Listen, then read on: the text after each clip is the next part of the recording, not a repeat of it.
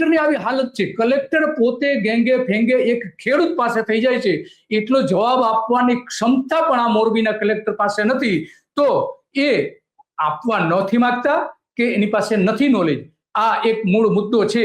પરંતુ કલેક્ટરો જાણી ગયા છે કે ઉપરથી જે આદેશ આવે કરી દો, બાકી આપણે ફાઇલોમાં જે કરવાનું છે કરો.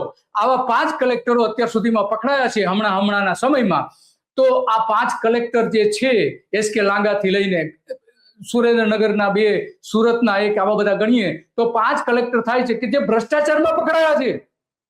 તો આ બધા હવે સમજી ગયા છે કે પ્રજાનું જે થવું હોય તે થાય, પ્રજાના પ્રતિનિધિ ધારાસભ્ય જે છે એનું જે થવું હોય તે થાય, પરંતુ આપણું તરભાણું ભળો.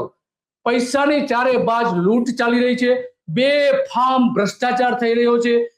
મેં 3 દિવસ પહેલા જ જયનાનભાઈ એક ટીવીમાં લાઈવ કાર્યક્રમ કરેલો હતો કે સાયલામાં ત્યાં જે કપચી આપણે જે સિમેન્ટ ઉદ્યોગમાં વપરાય છે, બાંધકામ ઉદ્યોગમાં વપરાય છે કપચી, એ કપચી બનાવવાનું આખો અમદાવાદમાં છે ત્યાંથી જ કપચી આવે છે, સાયલાથી બધી જ, કારણ કે એ ગ્રેડ કપચી આવે છે અને એ કપચી બાંધકામને બહુ મજબૂતાઈ આપે છે. ત્યાં 200 ખાણ 200 ભેડિયા એવા ચાલે છે કે જે સદંતર ગેરકાયદેસર છે. રોજની ત્યાંથી 3000 થી લઈને 7000 ટ્રકો નીકળે છે, ગેરકાયદેસર નીકળે છે. અને અહીંથી 3 વિભાગોને 1-1 કરોડનો હપ્તો દર મહિને જાય છે.